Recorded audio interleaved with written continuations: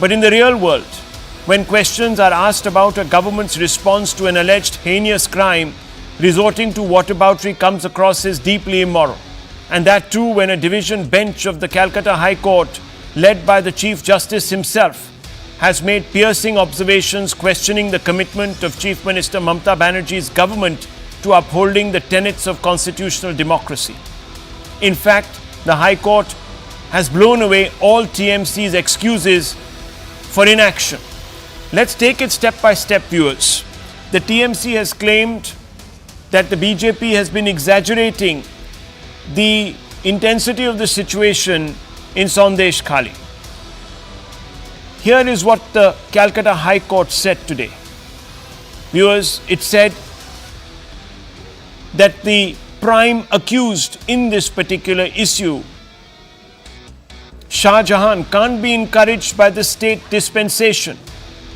It said prima facie material to show he has done damage to the public. It says the state government can't give support if he's defying the law. Viewers, this suggests that, at least as far as the claim goes, that the BJP was over-exaggerating the situation. That has not been held up by the court. The second TMC claim, testimonies by BJP workers disguised as locals. Here is another fact check, and I'm not doing the fact checking, viewers, it's the Calcutta High Court. It says local women have flagged several issues. Cases of land grabbing from tribal people have also come to the fore. ED was targeting Shah Jahan. This is another claim that has been made, viewers. A fact check again provided by the Calcutta High Court. Shah Jahan on the run after committing alleged crimes. Person who's the cause of the problem is on the run. Section 144 imposed to stop netas, says the TMC, from politicizing this issue. The Calcutta High Court, viewers, has suspended Section 144 in Sandeshkhali, allowing anyone, including political leaders with some basic conditions, to go there. In fact, viewers, the High Court even called upon the Bengal police to give protection to the leader of the Bharatiya Janata Party, Suvendu Adhikari, who went to Sandeshkhali today. Another claim that is being made, that not a single complaint of sexual assault on Shah Jahan. The fact check is not being provided by me, viewers, but this time by the National Commission for Women. It says the women were scared to speak up due to fear of police pressure and social stigma. And that's perhaps the reason why they haven't filed on paper those complaints. Viewers, the High Court wants the Mamata government to immediately arrest her party's strongman Shah Jahan Sheikh, who has been on the run for 6 weeks. In fact, the Milords suspect the TMC of shielding the alleged violator. Hopefully, the alleged thug in question, Shah Jahan, will save the TMC its blushes by surrendering of its own volition. As of now, there seems to be no signs of this. Shah Jahan perhaps knows too much. It is best he is never found. Many believe Shah Jahan to be the symptom of a deeper malaise, the ground that the TMC has allegedly ceded to the crime syndicate that is running riot, looting land and heaping indignities on the unsuspecting. I'm not saying this, viewers. At least I'm not alone in saying this or pointing this out. It has been well documented and commented upon by leading newspapers and their editorialists. But now, with the High Court stepping in, the BJP's campaign in Sandeshkhali has acquired the credibility the TMC claimed it lacked. There's even data to suggest that Sandeshkhali may only be the tip of the iceberg of the cases going to viewers' trial. A vast majority have ended up in acquittals, which suggests that prosecution has been found lacking. Let me walk you through some of these cases. These are again hard facts, viewers. NCRB data right there on your screens. In 2018, viewers, 30,394 cases were filed of heinous crimes against women. Only 5.3% ended up in convictions. That's all. Viewers, in 2019, 29,859 cases went to trial. Procedures took on.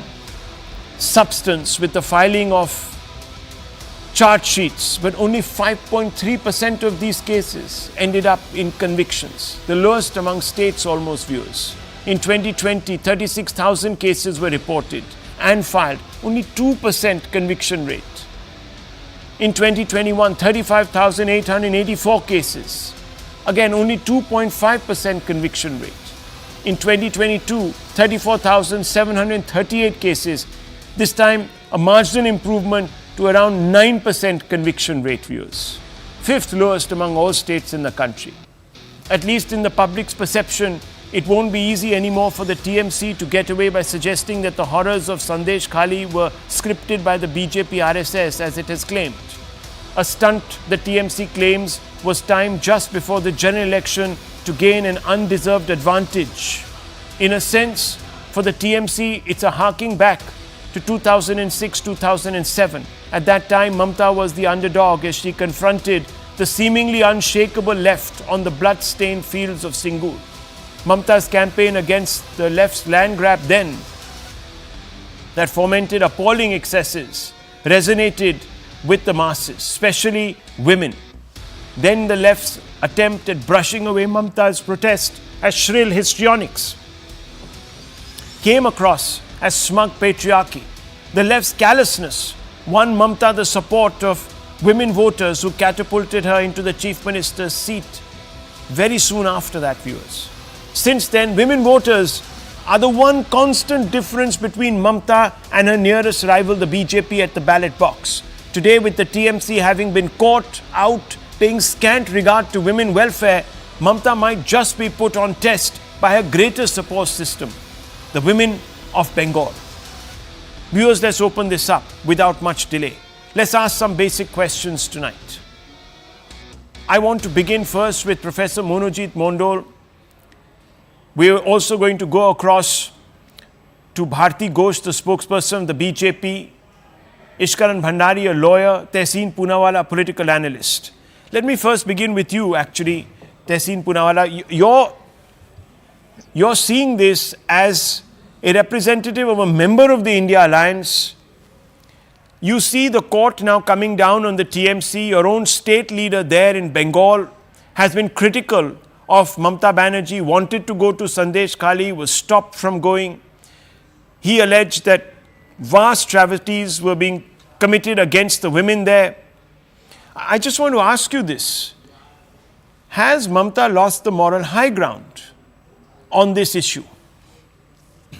Good evening, Rahul. Thank you so much for having me on the show. Yes, the Chief Minister of West Bengal, Mamta Banerjee ma'am, has lost the high ground on this issue. It does not matter, and whataboutery is not acceptable. What has happened elsewhere, what happened in Sandeshkhali is unacceptable. And it's not enough that Shahjahan Sheikh's people are arrested, whether it's Uttam or the other person. The fact is, the woman who's been gang raped has said that on a statement before the magistrate on 164, that she's been gang raped. Secondly, the entire village has come out and said there have been harassment by Shahjahan Sheikh and his henchmen.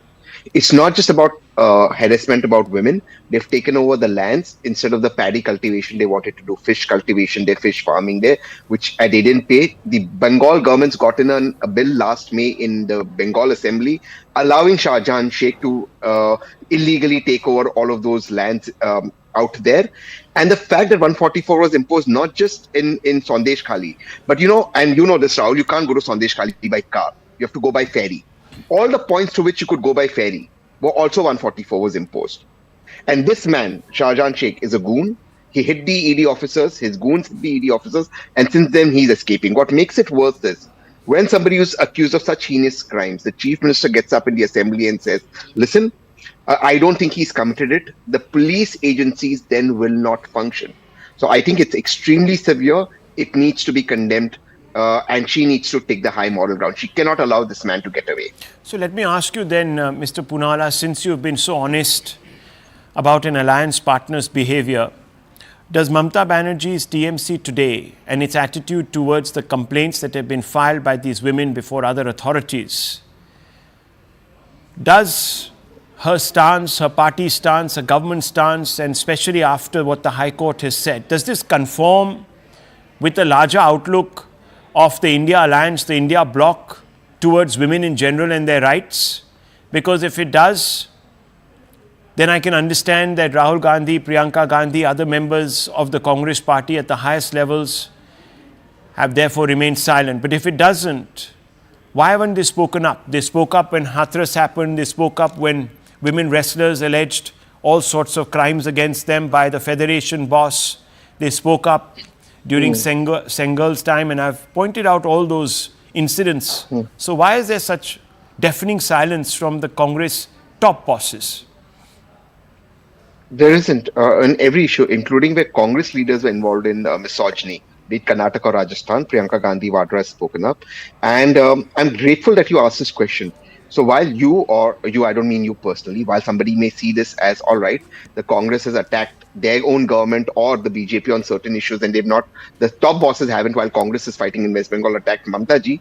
The good part about this question is the only hope is from Rahul Gandhi and Priyanka Gandhi, because there's zero hope from the Prime Minister of India, who didn't speak on the wrestlers, who didn't speak on any other issue. He's the one who's escaped on every single issue. He doesn't want to speak on any issue, whether it's Hathras, whether it's anything else. So the only hope, even if it was 70% hope, is from Priyanka Gandhi. So I'm grateful for that, because she even took on her own MLAs in Karnataka who are laughing on callous remarks, or in Rajasthan who may take these remarks. So that is the only hope for the country, and that's what we require. We require politics without fear or favor, without regionalism. For example, Ram Rahim, somebody you've spoken about, whose convict is on parole all the time. All the time he's on parole. The man was raping children. He's out on parole all the time. There is a serious issue. Some people are released from jail because they're sanskari rapists. And MLAs are saying this. I'm not going into specific cases and naming governments, because we don't want to make this political. We have to get over this. I agree with you. And I hope the Prime Minister can take the lead.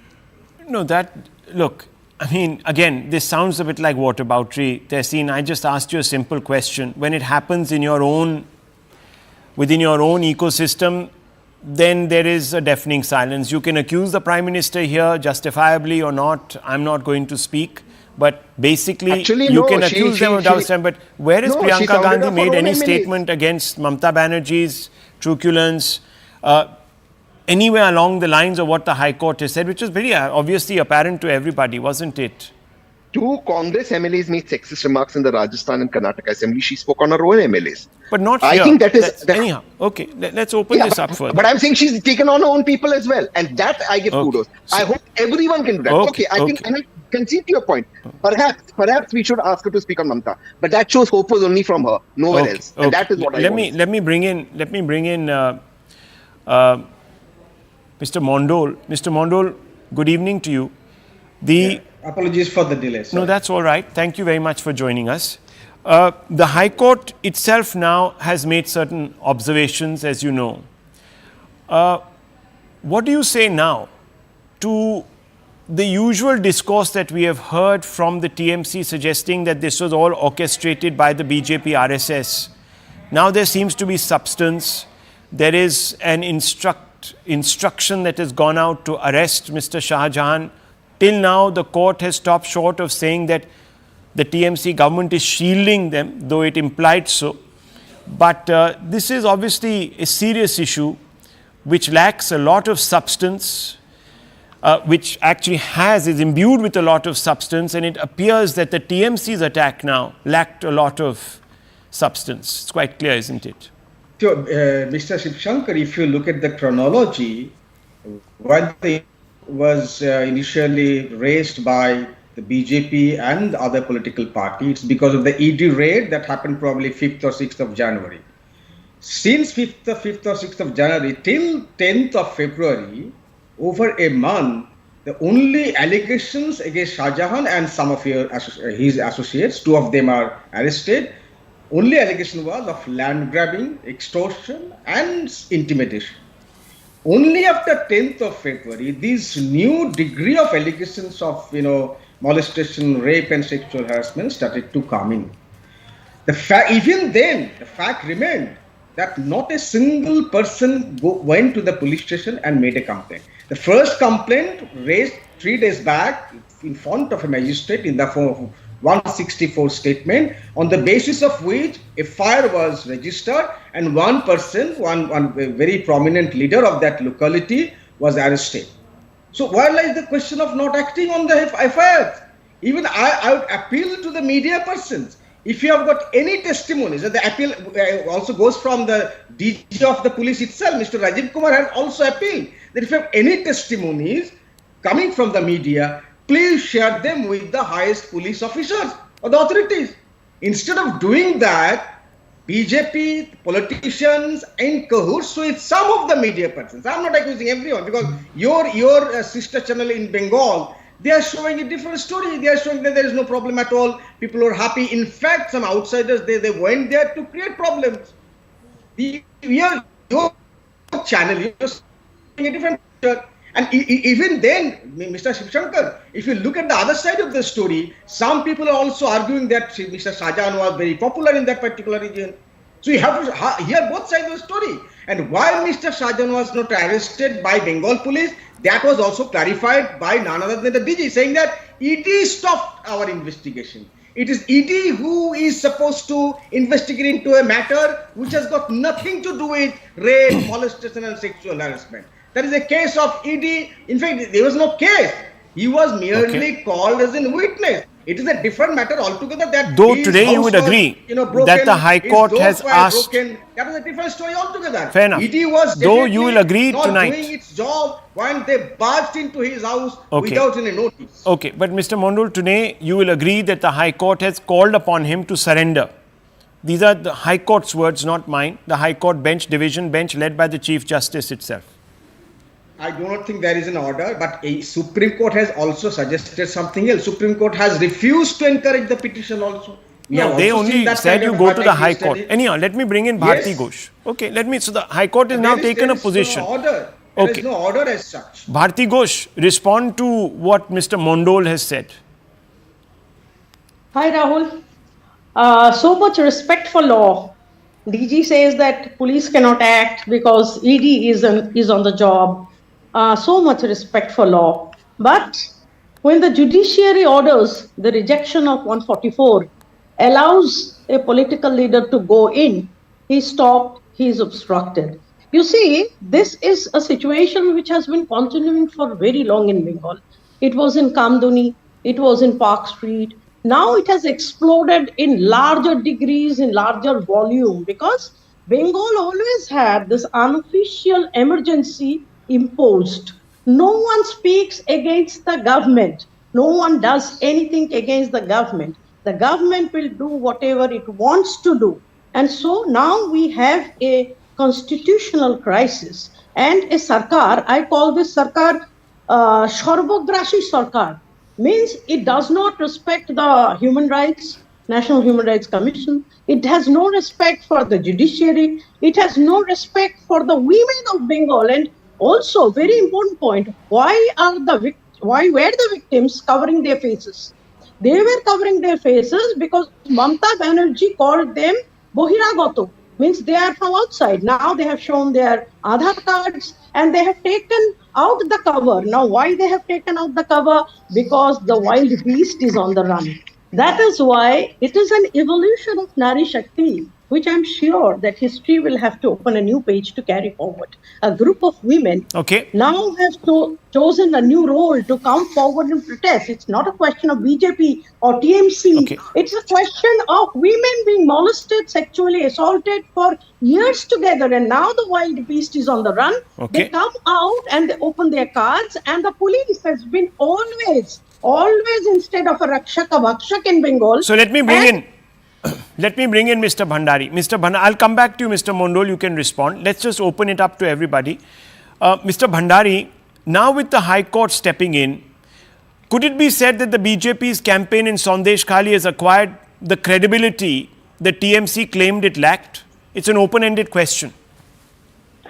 Rahul, I think more than the BJP, the women's quest for justice, it looks like will finally bear some fruition. And this is not the first High Court order. There are two high orders previous to this by the High Court. One order of the Honorable High Court Judge quashing Section 144 being imposed. The other order of the Honorable High Court taking suo moto notice of the fact of what is happening in Sandeshkhali, how multiple media, print media, electronic media is reporting of large-scale sexual violence and the High Court having to step in, because prima facie it was of the view that the state was not performing its job. That is the time when the High Courts have to step into it. And now today, the Chief Justice, the division bench headed by the Honorable Chief Justice. So it's not one order, it's 3 orders. Let's forget BJP for a second. This is the very basis of a woman's right for woman's quest for a justice. And 2 aspects here which are very, very important, because you started the debate on the moral high ground. I think the moral high ground is not even a topic anymore. It is whether the law and order is being followed. That is also not a topic, because the ED officials get assaulted by the local population. Very casually it said before 10 February, it is only allegation of tribal lands being grabbed. After 10 February, certain sexual assault allegations have come. We are on 20th February. That's 10 days. The biggest aspect now is not morality, law and order, is whether the constitutional machinery has broken down.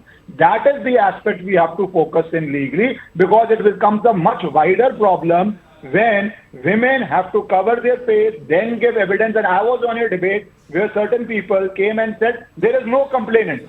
Now, the first duty of police in an offense against a woman is to instill confidence. Today, you have a statement before the magistrate. So that raises the question, was that confidence not being instilled in women that they could not give these statements? That is the first question which has to be gone into. The second question which has to be gone into, and I quote the Honorable High Court here, which says the sole cause of problem is still absconding. Why is the sole cause still absconding after so many days?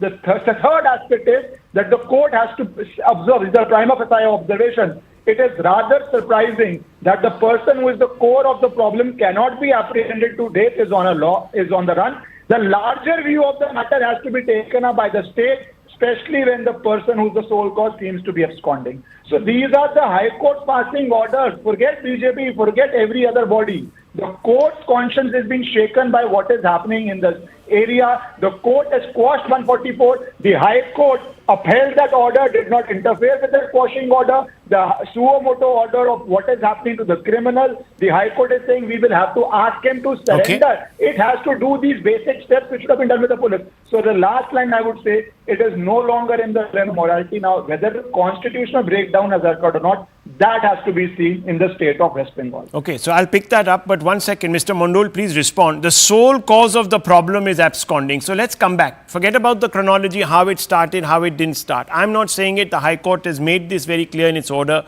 Sole cause is absconding. Why is the sole cause absconding? Is it because of state support? Is it because he's being shielded? Is it because he has jumped jurisdictions? What has happened? First of all, I do not think there is a definite order from the High Court. Nonetheless, there was an observation. I'll respond to it. First of all, the High Court, I think, is very much aware of the fact that this case is being investigated into by ED. So this question first must be put to ED. Why ED is unable to apprehend this person? 2 of his associates, they are very prominent leaders, they were apprehended, arrested by the Bengal police, Shibu Hajra and Uttam Sarkar. They were arrested by the Bengal police because there were specific charges against these people. But Mr. Mondol, you know that the ED doesn't have a force. Government, TMC police. The ED can only summon. They have followed Raj Dharma. Yes, if ED summons are being neglected one after the other, the ED has got every right to arrest him, to send lookout notice, maybe to red corner notice. No, that's all very well. That yes, can be done, okay, but 1 second. But okay, on a point of law, the help of Bengal police. Yeah, okay. Ishkaran Bhandari, on the point of law, Mr. Mondol has raised. If the ED wants him, why haven't they arrested him? Can you respond, Ishkaran Bhandari, on the point of law raised by Mr. Mondol? Yeah.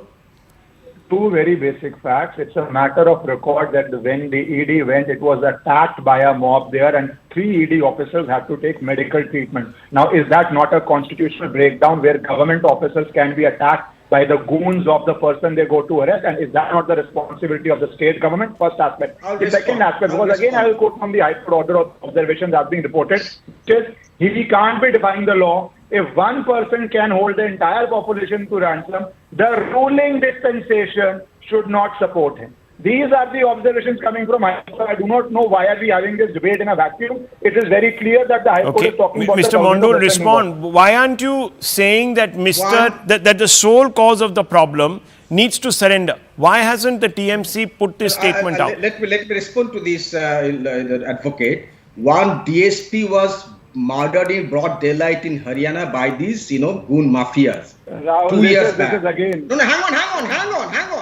Mr. Please, Lawyer, now let's expose you, Haryana. I'll expose you. This is not done. Manipur was burning for 3 months.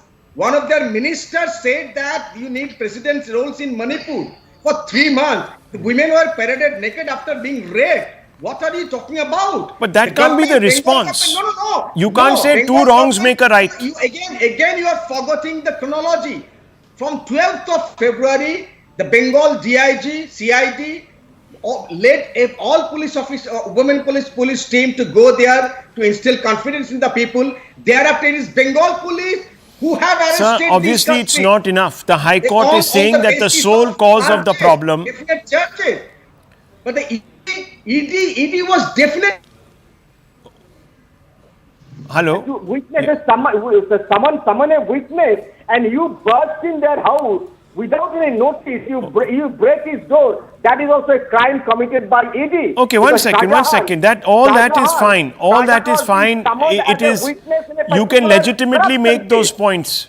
You can make those legitimate points. I am not denying you the space or the time. But the fact of the matter is, when the High Court has said and identified, one second, Mr. Mondol, when the High Court has identified Shahjahan as the sole cause of the problem, the entire problem in its entirety, and it goes out to say that the state must therefore take the larger view of the matter and that this person should be arrested, then would you not concede that the state is failing, and therefore the legitimate question, is it because you have something to hide? Case registered under ED should be a case because he is neglecting the summons. And point number 2, I repeat, ED should take help of the Bengal police or Bengal government. And point number 3, very important point, for the last 30 months, Rahul. ever since the 2021 election, we have seen 30 CBI, NIA orders on such matters.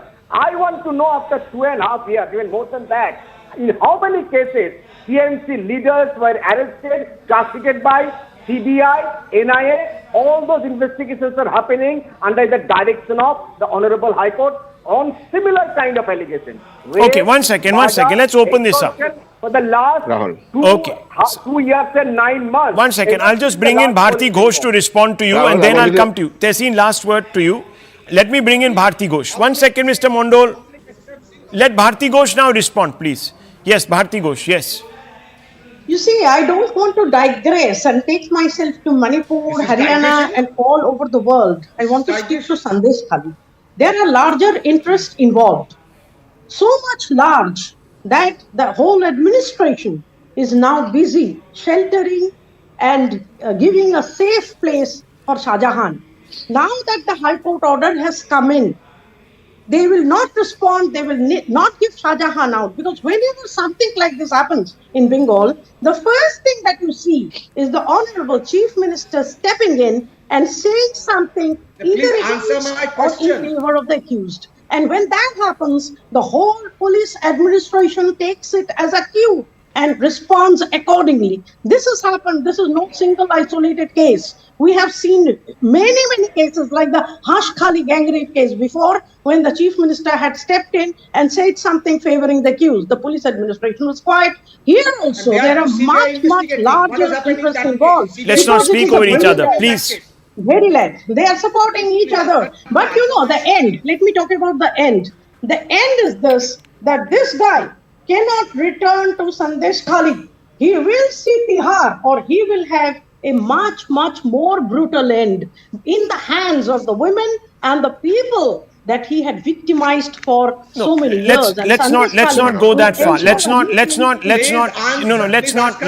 1 second, gentlemen, please. This is a very sensitive issue. 1 second, Mr. Mondol. Very sensitive issue, viewers. We don't want anyone to resort to extrajudicial means in any way. The matter is now before the court. The court has passed some orders. Tehseen Poonawalla, do you believe today the TMC finds itself on the back foot on this particular issue? Is this symptomatic of something deeper? Please, let's set aside the whataboutery. Yes, Manipur happened. Yes, there have been other outrages which have even gone uncommented, etc., etc. Fair enough. One can grant that. But we are talking about this case. The parameters are very narrow. The High Court has taken a position. It's spoken in its wisdom. It's the Chief Justice of the Calcutta High Court that has passed these obiter dictas, and these are very significant ones. Yes, the TMC has lost the moral high ground. I just want to take 30 seconds to explain to your viewers something very important. What Shahjahan Sheikh used to do, and as I said in my earlier segment, was this: take over the paddy cultivation. He would bring JCBs into Sandeshkhali. Now, please understand, Sandeshkhali, there is no roadway to get away. So he would hire these huge boats huge ships on which he would get JCBs, dig people's fields, take it over illegally and do fish farming, because a certain fish out there, which is a mix of seawater fish and freshwater fish, which is very expensive, is very lucrative. That's what he was doing. And he would harass these women. Now, when these women would go to the police to complain, they were told to go to Shiba Prasad Hazara, who's now been arrested by the Bengal police, to solve the dispute in the TMC office. So Shiba Prasad and Uttam, who are this Shahjahan Sheikh's two right-hand men, were the dispute solvers, and police did not take any FIRs. Ishkaran is right. It's only when this woman went under 164 before a magistrate that this started happening. Look, we want to defeat the BJP, but we cannot have demons like Shahjahan Sheikh. He is a demon. And the fact is, I don't endorse what the BJP spokesperson said. I don't want to get into whataboutery, but we have to deal with an evil. If we want to defeat the evil of the BJP, which I think it is, then we got to be morally upright and say we will not allow this evil to happen. And I think that's important to take. Well, as an ally of the TMC saying this is significant. Let me just add the prefix alleged. No one here, yes, we must use the word alleged all through, because the matter is sub judice. Congress in Bengal. TMC has no alliance with Adhik Chaudhary in Bengal. Yeah, but you're part of the India alliance.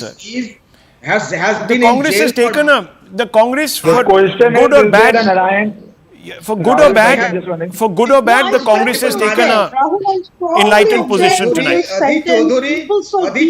Okay, now everyone is speaking over each other. I can't. Yes, Ishkaran Bhandari, please come in quickly. I need to move on also. Yes. It is Rahul. Gentlemen, please. Rahul, it is irrelevant whether TMC has an alliance with Congress or not. What is relevant is there an alliance with this evil accused Shahjahan Sheikh or not? And if there is no alliance, why is he still not arrested? Pointed questions, viewers.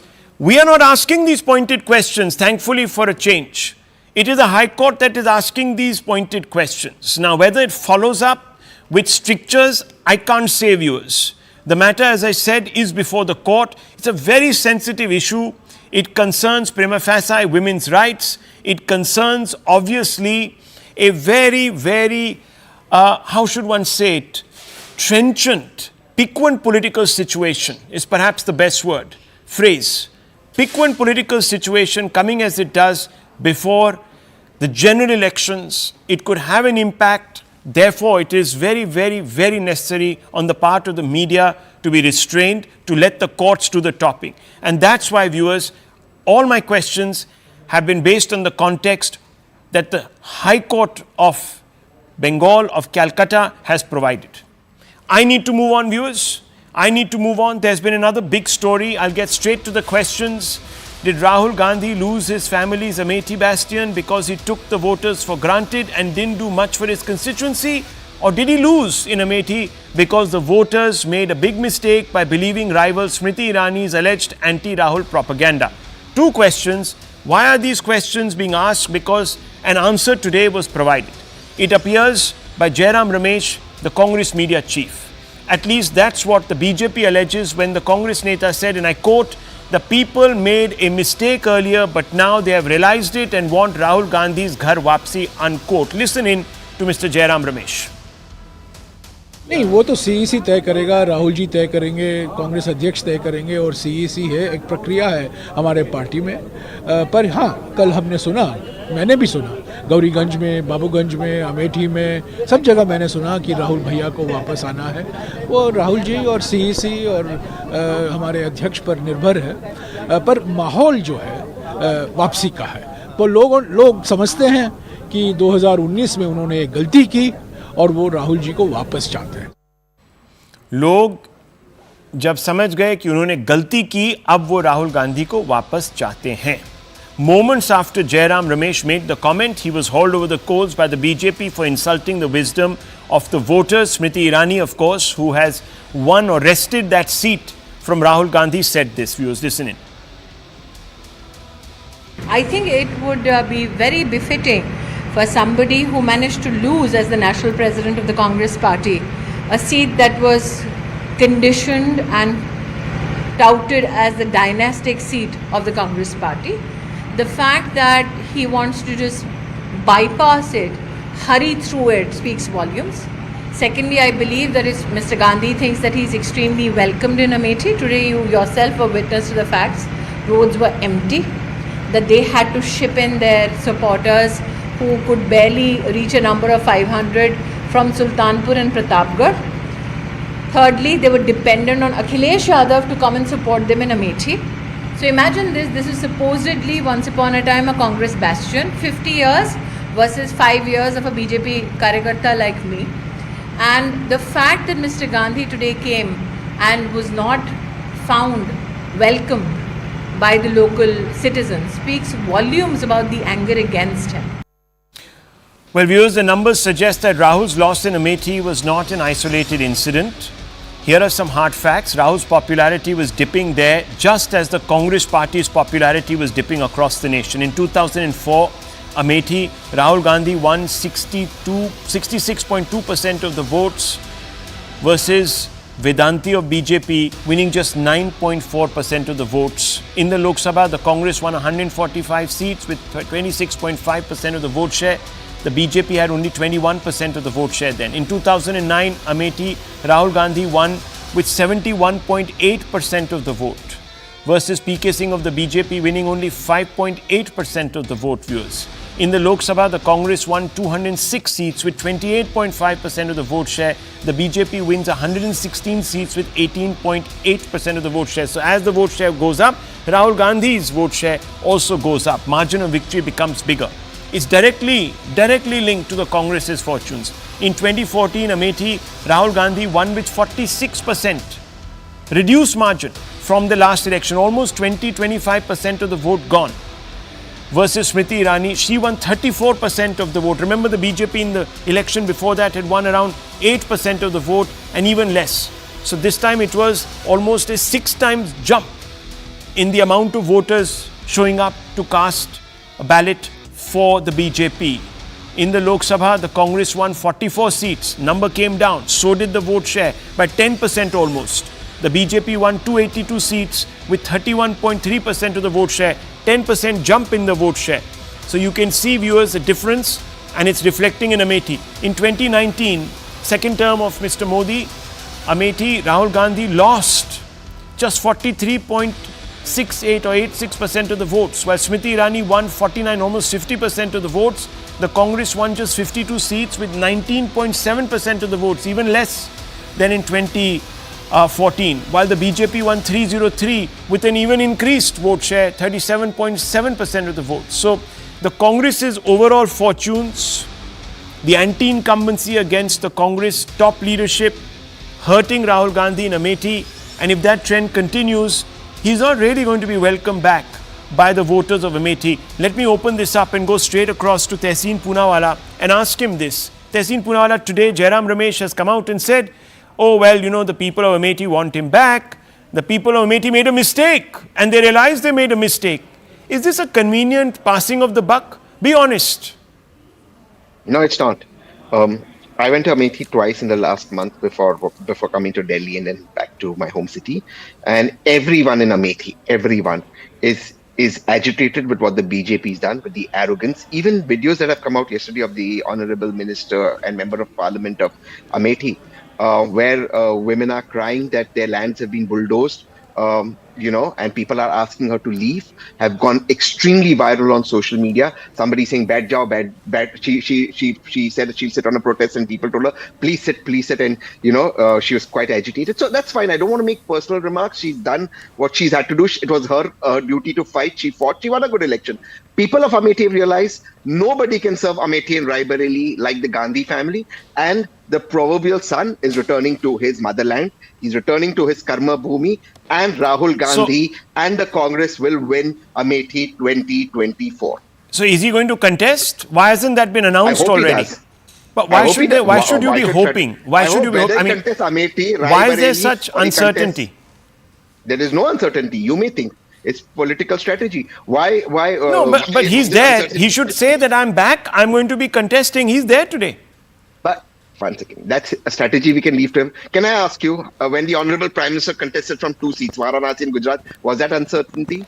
When Vajpayee ji lost so many elections, more elections than he won, was that uncertainty? That happens. And look, every leader loses elections. So has Rahul Gandhi lost. And I congratulate the BJP Siddharth for Yadav. winning Amethi. Siddharth They will Yadav. win this time. He's winning this time. You haven't done enough. People fell for it once. They won't fall for it twice.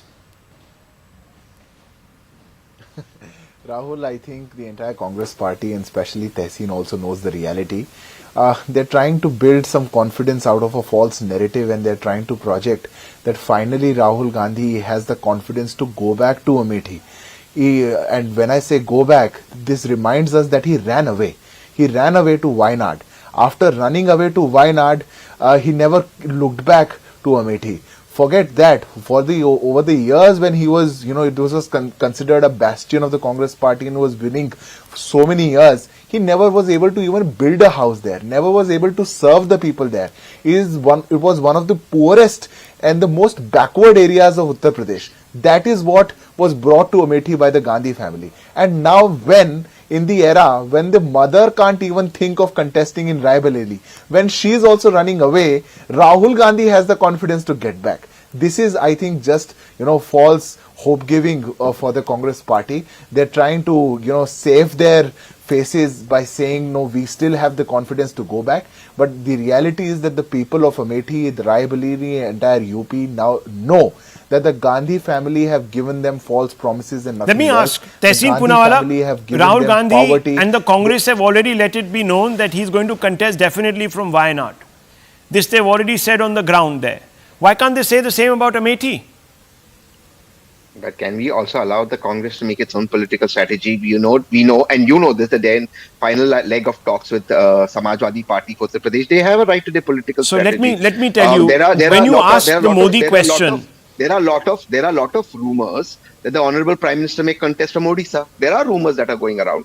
And rumors, don't go by rumors because the Prime Minister hasn't indulged them either, and neither has anyone fanned them. That's true. But So he's there. Rahul I'm saying that Rahul Gandhi is there. He was asked several times today. When he was asked, he started attacking the people who started asking him the question. He started questioning their lineage. You've seen those videos. I'm sorry, I don't want to play them out, but you've seen those videos where he guns for a couple of reporters and then asks some inappropriate questions. No, I think we're mixing two issues here. The question is, does Amethi and Raebareli, Amethi in particular, regret not having the Gandhi representation and the Congress? I think they do. And I also object to what Siddharth Bhai said about Mrs. Gandhi running away. She's a senior citizen. She's at least made that claim. Okay, so just forget that. That's all. Okay, look, that is all rhetoric. People say what they have to say in rhetoric. Yes, Yes, go ahead. Rahul, when Tehseen Bhai says that the people of Amethi want him back, he should at least, or Rahul Gandhi should at least come out and say the mandate of people in 2019 made it very clear. Once you come out and say people are Rakshas, this is what the Congress party say, those who don't vote for us, the voters are Rakshas. Then you say they were mistaken. You consider everybody else a fool. And you are the smartest people. So let me ask Tehseen Poonawalla, let me bounce that question off. Okay, let me ask that question. At one point, Rahul Gandhi made it known, and this was a couple of years ago, when he was on his Bharat Jodo Yatra through the South. He says that, you see, the voters in the South are much smarter than voters in the North. He started this. Of course he did. What he said was, and I'll tell you, I knew this question come on. He said the politics in the South is different from the politics in the North. Politics in the South is very specific and they go into deep into issues. that does not make somebody not smart. There are different kinds of politics, and that's a fair assessment. That's the tribute to the. So are you suggesting that the North Indian voter skims the surface, and that he is contemptuous of? I'm saying I'm the no. facts? I mean, North Indian voters may have different issues to vote on. South Indian voters may have different issues, and I think that's not. Yeah, but that doesn't mean that they don't go deep enough into those issues. They might have they might have different concerns, different aspirations. I can understand that, but that doesn't mean that they don't examine them with that criticality that South Indian voters do. And the examination can be different, and the examination itself can be different, So, which is what he was referring to. So, viewers, if the Congress party wants to send out a message that it is still, I'm only asking you, Tehseen, because I think that the message would perhaps speak volumes about the Congress's confidence levels. If they are to see themselves resurrecting in Uttar Pradesh, which even, by the way, Akhilesh Yadav doesn't think they have a possibility and therefore doesn't want to give any of the seats, barring 2 or 3 to the 17. Congress party. I think he's offered 17. Well, I don't know, because that matter hasn't come to the fore, and he's in fact announced 32 seats now that he's going to be contesting from. But from 11 he's come up to 17. So even we don't know. Nothing is official. This is all again.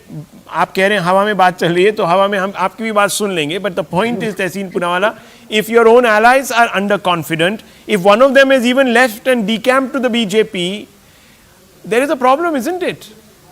No problem in Raebareli and Amethi. Congress is winning Raebareli, Amethi, even Sultanpur. Okay, so are you saying that the BJP MP may come here? The seat that has been vacated by Sonia Gandhi, Raebareli, will have Priyanka Vadra, given that it's a family bastion, hasn't gone unrepresented in several elections? I am saying the Panja will fly victorious over Amethi, Raebareli, Sultanpur. I think the BJP may have a problem there, but none of the sitting MPs may move out. Okay. I don't think I could be asking anyone better than Tehseen Poonawalla, given his proximity to the family, about their plans for Uttar Pradesh, especially the 2 bastion seats that they have nursed for now almost 2.5 decades. But viewers, I haven't got clarity, and this is mystifying. Rahul Gandhi in Amethi. Yes, very quickly, Mr. Yadav, you want to make a point. Very quickly, and then I move on. Yeah, yes. I'll just make a very small point. Rahul, it's not just about what the Gandhi family wants. It is also about what the people of UP want. They can want to contest on 10 seats altogether, but the people have already answered them. And what Rahul Gandhi has said them in the yatra, Rahul Gandhi is saying the youth of UP, ये शराब P करके पड़े रहते हैं, ये गानों पर नाचते हैं. You think about the people of UP, about the youth of UP like this, and you feel you will contest from any place and people are going to support you. No, sir. You have done nothing. Well, we'll come back to this conversation in a few weeks. If Rahul Gandhi decides not to contest from Uttar Pradesh, does it mean that the Congress has given up on its bastions, viewers? Fundamental test will come in a few weeks. Tehseen Poonawalla, I think, knows a little more than he's letting on right now, and I can understand that. I think even Jairam Ramesh has floated a balloon by suggesting that, oh, Rahul Gandhi, there's a lot of on the ground, but we leave it to the CEC. There's a lot of fervor for him, etc., but we leave it for the CEC to decide finally whether Rahul will contest or not. That doesn't really evoke any confidence. But nonetheless, viewers, stranger things happen in politics, and I leave it to the Congress to decide the timing of that announcement. But moving on, viewers, ending weeks of controversy, the Supreme Court declared AAP councillor Kuldeep Kumar as the winner and mayor of Chandigarh, while coming down heavily on returning officer Anil Masih and issuing him a show cause notice. Can you believe it, viewers? Big story, that one. The Supreme Court bench, headed by Chief Justice of India D.Y. Chandrachud, said that Masih had unlawfully altered the course of the mayoral election and pulled him up for making false statements before the court. The returning officer had announced the BJP candidate as the winner of the Chandigarh Mayoral polls on January 30th, after he declared 8 votes of the AAP Congress coalition invalid. And we had that big debate, viewers. We, at that time, of course, questioned the claims of the opposition, the AAP and the Congress, at least I did, viewers, saying that perhaps they were trying to cover up for a loss. Many people, including the AAP and Congress, had alleged foul play.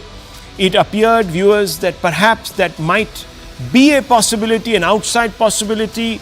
I myself had called upon these parties to approach the Supreme Court. Well, they did so, at least through lawyers. They did so, viewers. The Supreme Court has taken a very stern view of Masih's actions of defacing the votes and directing the 8 invalid votes to be treated as valid. These 8 votes were cast in favor of the AAP, and viewers, this constitutes a massive fraud on democracy. We will know sooner than later whether Mr. Masih will now be prosecuted under the law for this voter fraud. But a larger question begs to be asked, viewers. Was Mr. Masih acting alone, acting of his own discretion? If not, has he been hung out to dry, so to speak? Why was he doing what he did? What were his motivations? Did he have a problem with the AAP and the Congress, that he personally wanted to see their candidate be defeated? Or was he being pressured into taking this step? Viewers, whatever it is, this was a massive fraud, and let's just hope that all the actors who contributed to this fraud now stand warned, because we have a general election coming up and we can't have this kind of demagoguery, this kind of kangaroo democracy, because that will undermine, viewers, the voters' confidence in the process. So the Supreme Court has stepped in very rightly and done what it thought best, which was to reverse the result from last time and put back the AAP Congress joint candidate in the seat. I'll take a very short break, viewers.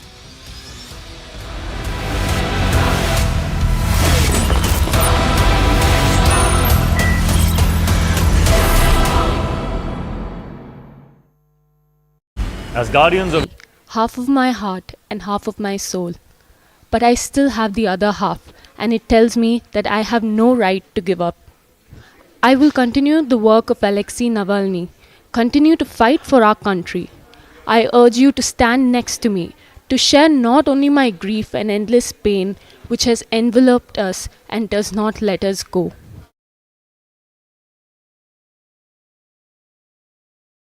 I ask you to share the rage with me, rage, anger, hatred towards those who dared to kill our future. I address you with Alexei's own words, in which he believed very much. It is not shameful to do little, it is shameful to do nothing. Russia, free, peaceful, happy, beautiful, Russia of the future, the one my husband so strongly dreamed of. This is what we need. I want to live in such Russia. I want our children, mine and Alexei's, to live in such a Russia. I want to build it together with you, the one which Alexei Navalny imagined, full of dignity, justice and love. My dear, with such bad circumstances, but thank you that you found time for me. I'm so sorry, Lord. I remember the last time. Thank you. Thank you. I just.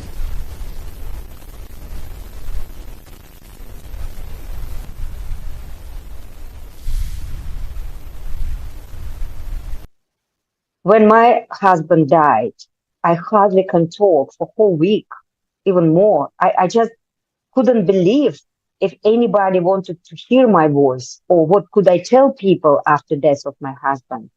But Yulia did very right things, because her husband, Alexei, was so well known in Russia, abroad, and she needed to keep his voice alive. And she is now his voice. And I want people around her to support her, to help her family, because as long as she would be able to talk, she will draw this attention, and everybody will remember Alexei, what we all need. My dear, with such bad circumstances, but thank you that you found time for me. I'm so sorry, Lord. I remember the last time. It was shocking news, because I have a very tiny hope Alexei Navalny will survive. And when Putin's regime collapsed on one way or to another one, Alexei Navalny would be able to get out from prison and to start his political career. I'm not saying he became immediately a leader of New Russia, but he could have equivalent chance to do this.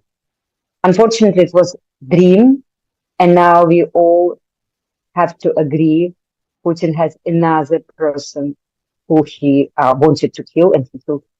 Эволюция нашего общества, к сожалению, политически заключенные в России существуют с 2003 года, как минимум, но вот сейчас мы видим, что это стало по-настоящему. I am sure now, after what happened, international community has to be more strong and not make only good words to say how they regret and sympathize to Navalny family, but making real action and make it possible not any other people who are in prison now, like Vladimir Karamurza, Ilya Yashin, and other politicians who are as a prisoner, but it needs to be done something. But it would be done only Putin's regime collapse. Without that, I don't think these people will survive.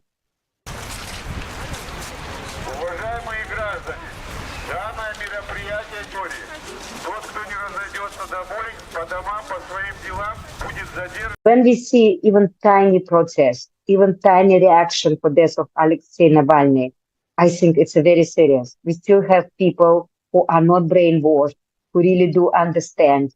And when they be able to see another people going for this kind of protest, even they're not going, but at least they keep the strength. They are right. Mr. Navalny from Israeli television, aren't you afraid? Mr. Navalny from Какой полет? Здравствуйте, Привет Алексей. всем. Алексей, вам не страшно? Германии. Я хочу сказать большое спасибо всем вам. He miscalculated how the system is brutal. He knew he might be arrested, but in his words, in his flight back from Germany, he said, I didn't do nothing wrong. And after even this, maybe not real justice, but he would be released or even spend 2-3 years, but not 19 years, what he finally received.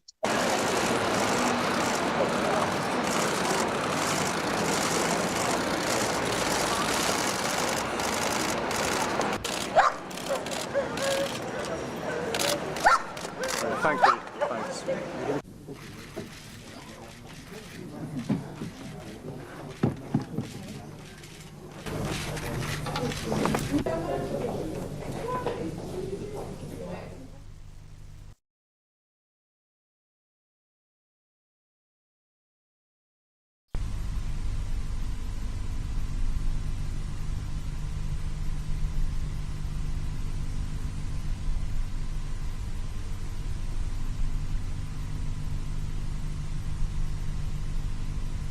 А в Телеграме написано, говорят, Алексей Навальный умер.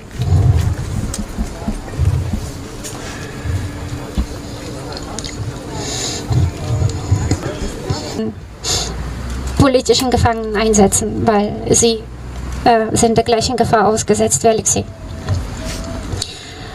У Артура и его команды. Hi, I'm Yulia Navalnaya. Today I would like to address you on this channel. I should not be here. I should not.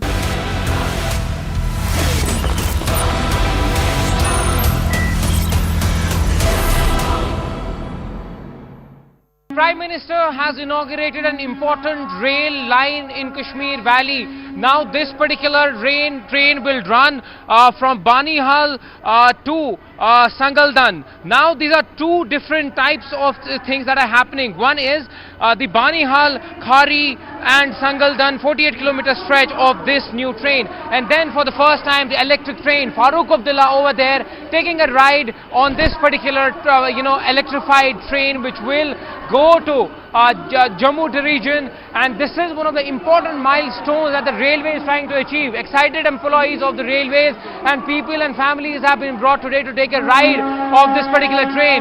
This goes through the mesmerizing locations of Kashmir. The electrification process was much needed because we are moving on to a development era, and that is why electrifying these trains will result in keeping the trains going throughout the seasons, come hail and come storm. Many railway employees are taking a ride on this train. This is an important milestone that Northern Railway has been able to achieve. The Prime Minister has flagged off this first electric train in the valley and train service from Sangaldan station.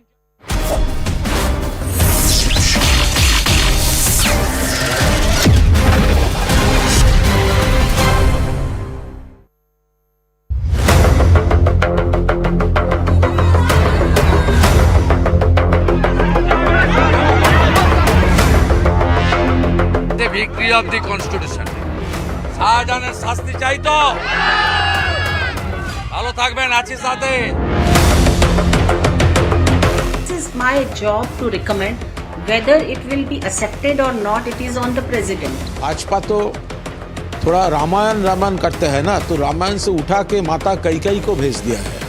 तो माता कैकेयी जी वो तो नाटक ज़्यादा करते हैं, आंसू नाटक करके आंसू बहाते हैं, ये काम माता कैकेयी जी कर रहे हैं।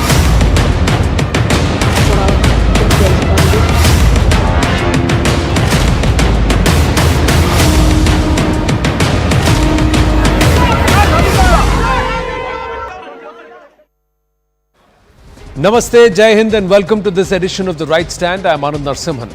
Now for a month now, ladies and gentlemen, in fact 46 days, the women of Sandeshkhali are fighting for their rights, seeking justice to the horrific, disgraceful treatment meted out to them. The women are alleging that they have been subjected to sexual harassment for years and their lands have been forcefully snatched away. Shockingly, and as per the testimonies of these women who are on record with us here on the News 18 network, the main accused behind all of this is a politician, a leader of the ruling disposition in the state of Bengal, the Trinamool Congress. The man accused is a strong man, a Bahubali, a local Don or Gunda as many people would say, Sheikh Shah Jahan. He has been missing since